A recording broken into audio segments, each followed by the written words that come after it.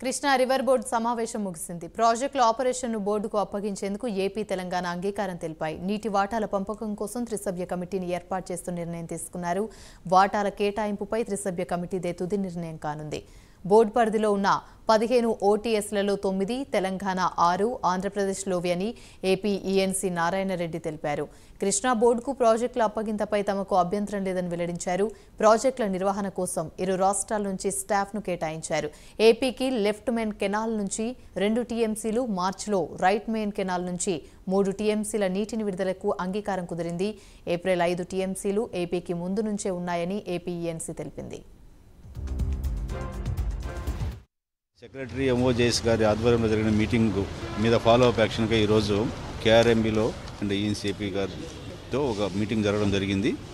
అందులో ప్రీవియస్ మీటింగ్లో జరిగినటువంటి మ్యాండేటెడ్ విషయాల మీద ఒకటేమంటే handing over protocol of 15 OTs on the common reservoirs. 15లో 6 ఆంధ్రావి, 9 తెలంగాణవి ఎలాగా హ్యాండ్ ఓవర్ చేయాలా, ఎప్పుడు హ్యాండ్ ఓవర్ చేయాలా, ఎవరు దాన్ని మానిటర్ చేయాలనే ఇష్యూ మీద ఎలాబొరేట్గా డిస్కస్ చేయడం జరిగింది.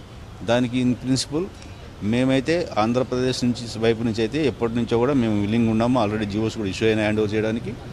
తెలంగాణ సైడ్ వాళ్ళకి దే హ్యాడ్ సమ్ కొన్ని ఇన్హిబిషన్స్ ఉన్నాయి, అవి ఈరోజు క్లారిఫై చేయడం జరిగింది. కాబట్టి ఇన్ ప్రిన్సిపల్గా there is a concurrence to hand over monitoring and water releases of 15 outlets which are identified and both the reservoirs.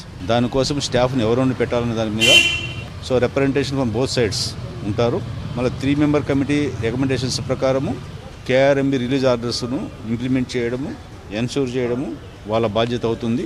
ఏదైనా సడన్గా ఇఫ్ దేర్ ఆర్ చేంజెస్ అంటే రిలీజ్ ఆర్డర్ ఇచ్చిన తర్వాత ఆ వాటర్ అవసరం లేకుండా పోతే ఏదైనా స్టేట్కి, ఎందుకంటే సడన్గా వర్షాలు రావచ్చు, అప్పుడు నీళ్ళను సేవ్ చేయడానికి ఏదైనా ఇష్యూస్ ఉంటే కూడా ఇమీడియట్గా 3 మెంబర్ కమిటీలో ఉన్న any member from any state represent చేస్తే